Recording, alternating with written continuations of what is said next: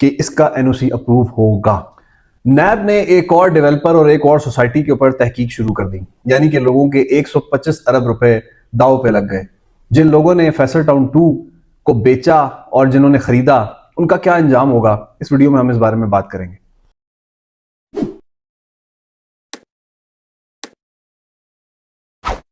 अस्सलाम वालेकुम दोस्तों, मेरा नाम मिर्जा जैदी है और आप देख रहे हैं मेरा official YouTube channel Irtaza Zaidi.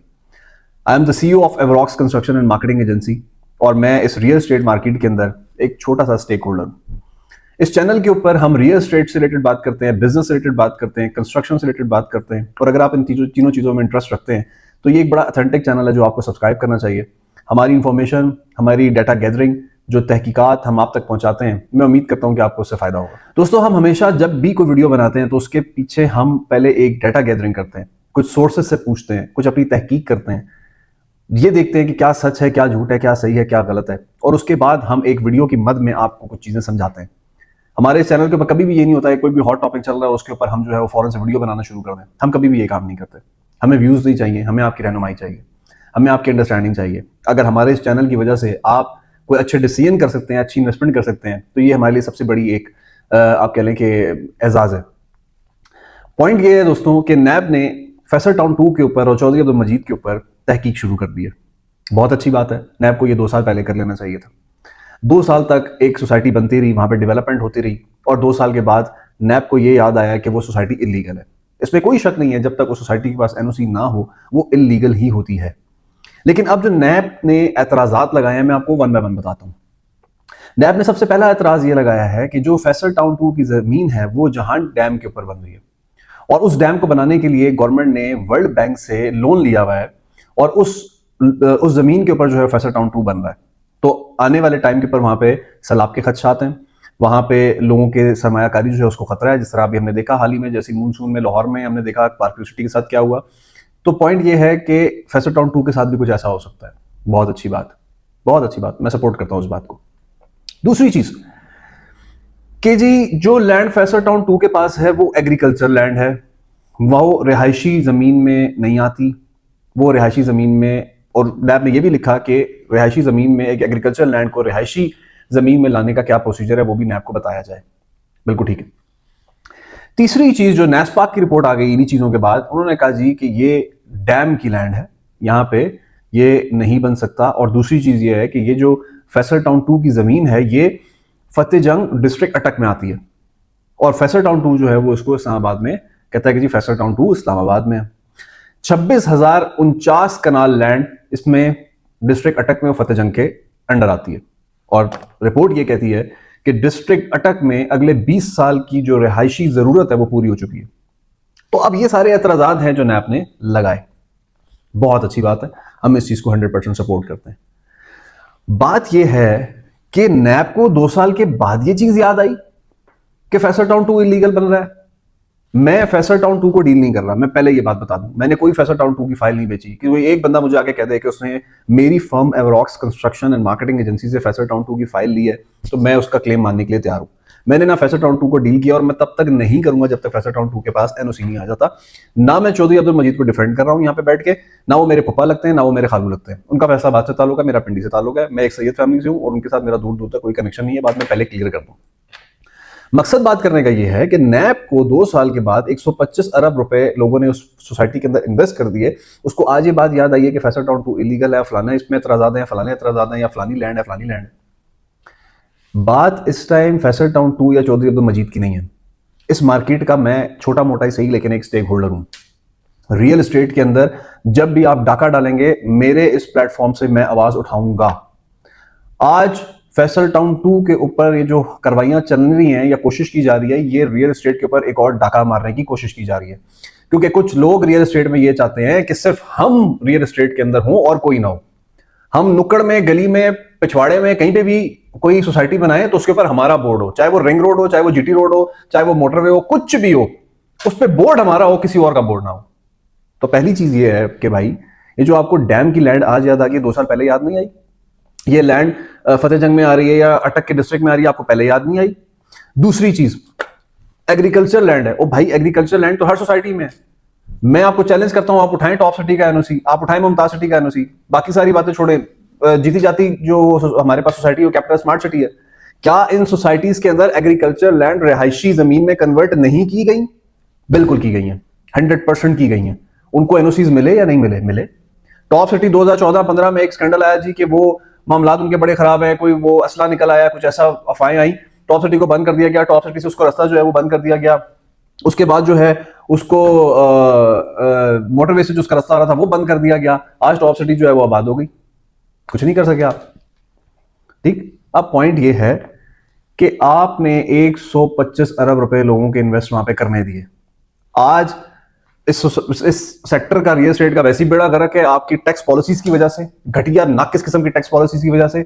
इस इंडस्ट्री के साथ 100 इंडस्ट्रीज चलती हैं, आपने 100 इंडस्ट्रीज बंद कर दी। अभी पिछले दिनों जो है वो ताजर एहतजाज कर रहे हैं, टेक्सटाइल आपकी 450 इंडस्ट्री में से इस टाइम 150 इंडस्ट्री ऑपरेट हो रही है आप लोगों की पॉलिसीज की वजह से।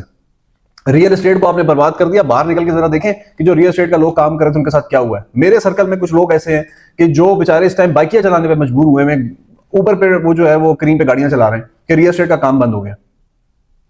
मैं एक तरह से इस चीज को अच्छा भी समझता हूं, ये जो टेन्योर गुजरा है पिछले 2-3 सालों में, ये एक मैं अच्छा भी समझता हूं कि जो लोग इस फील्ड में टक्केमारी करने के लिए आए हुए थे वो इस फील्ड से गायब हो गए। इस टाइम रियल एस्टेट का वही काम कर रहा है जो विजनरी बंदा है।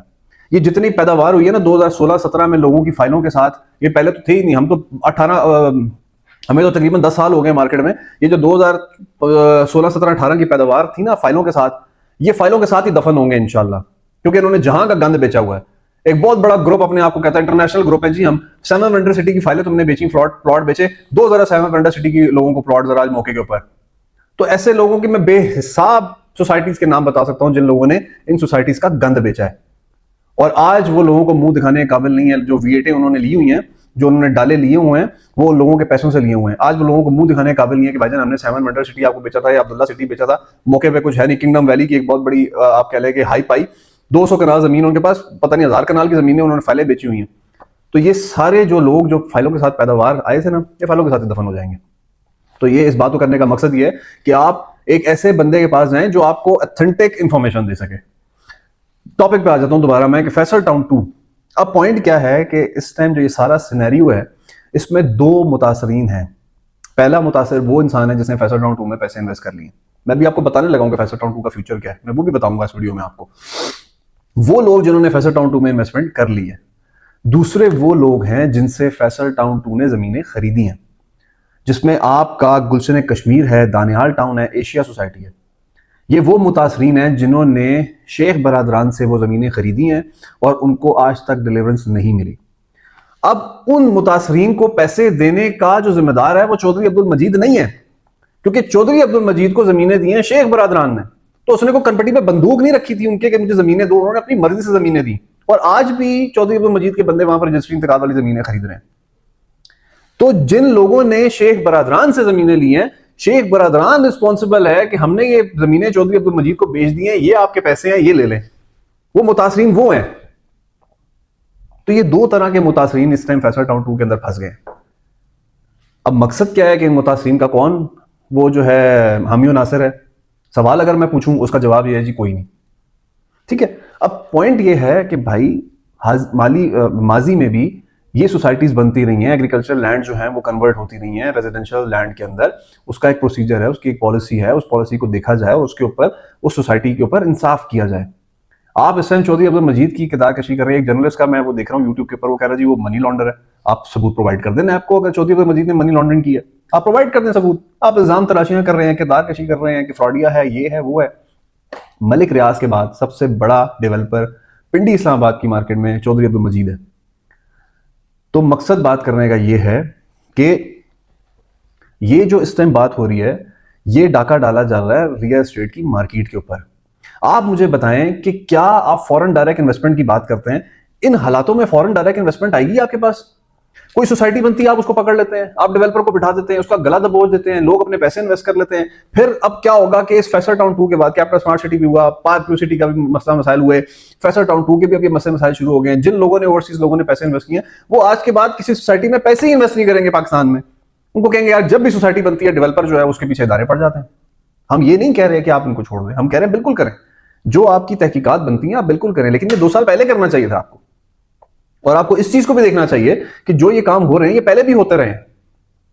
दूसरी चीज ये है कि अभी तो ये हम बड़ी छोटी फैसर टाउन 2 की बात करें ना, मैं बड़े बड़े नामों की बात करता हूं। डीएचए वैली को आप ले लें, 18-18 साल से लोगों को प्लॉट नहीं मिले। बैरिया में आप आ जाएं, बैरिया का सिर्फ एक ब्लॉक में बताता हूं, के ब्लॉक लिटिगेशन में जमीनें आज 15-15 साल 12-12 साल से लोगों ने वहां पे प्लॉट लिए, उनको प्लॉट नहीं मिल रहे।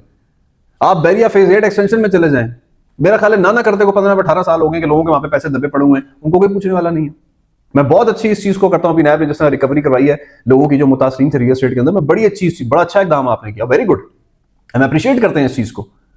उन लोगों को भी पकड़े जिन लोगों ने इन गंदी सोसाइटीज के साथ लोगों के पैसे दबाए हैं, उन लोगों को भी पकड़े, मेरा ये भी मुतालबा है आपसे। मकसद बात करने का ये है कि अभी 2 दिन पहले मेरे पास एक ओवरसीज क्लाइंट है, हमारे साथ वो काम कर रहे हैं, उनका गुलबर्ग के एस ब्लॉक में प्लॉट है, 2018 में उन्होंने वो प्लॉट लिया है। आज मौके के ऊपर वो लैंड ही नहीं है, वहां पे गांव है एक, गुलबर्ग के पास जमीन ही नहीं है। कौन हामी नासर है उस बंदे का?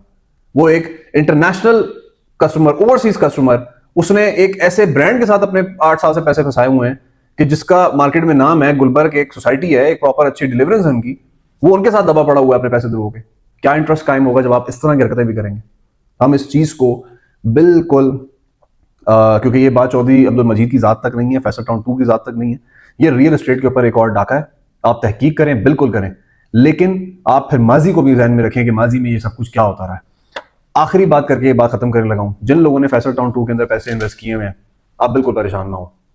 मैं अपने इस चैनल से आपको इस चीज की गारंटी देता हूं कि इसका एनओसी अप्रूव होगा, और मैं ये इस वजह से आपको गारंटी दे रहा हूं क्योंकि मैं माजी में देख चुका हूं कि रियल एस्टेट में क्या होता है। कोई डेवलपर होता है, आप उसको पकड़ते हैं, उसको दबाते हैं, फिर सेटलमेंट हो जाती है और आप सारे दरवाजे खोल देते हैं उसके लिए। तो इसका एनओसी भी आपको मिलेगा। आज भी वहां पे डेवलपमेंट आप रोक नहीं सक रहे, आज भी वहां पे मशीनें चल रही हैं, तो दैट मीन्स कि जो सोसाइटी है, जो डेवलपर है, वो खुद इतना पूरा उम्मीद और इत्मीनान में है कि मैं सारे मसले को हल कर लूंगा। तो फैसल टाउन 2 को एनओसी मिलेगा, कब मिलेगा ये मुझे नहीं पता, क्योंकि मैं माजी के एनालिसिस से चीज़ बताने के हामी हूँ और एक एनालिसिस करके चीज़ को बताता हूँ कि फैसल टाउन 2 को एनओसी मिलेगा। मैं भी यही हूँ, आप भी यही हैं, ये वीडियो भी यही है, तारीख भी यही है, टाइम भी यही है, ये चैनल भी यही है। मैं इस चैनल से आपको इस बात की गारंटी देता हूँ कि आप देखिएगा कि फैसल टाउन 2 को एनओसी मिलेगा, क्योंकि उसकी वजह यह है कि हमारे यहाँ पाकिस्तान में कोई भी कानून कंसिस्टेंट नहीं है, हमारा कानून बहुत कमज़ोर है, हर बंदे के लिए डिफरेंट कानून है। अगर आप कुछ लोगों के सामने झुक जाएंगे, अल्लाह का फजल आपके ऊपर होगा, तो आपके लिए हर चीज़ जायज़ है, और अगर आप नहीं झुकेंगे तो फिर आप चिड़िया भी मारेंगे तो आपके ऊपर जो है वो बहुत कुछ हो जाएगा। तो ये मेरा एनालिसिस है कि फैसल टाउन 2 को एनओसी मिल जाएगा।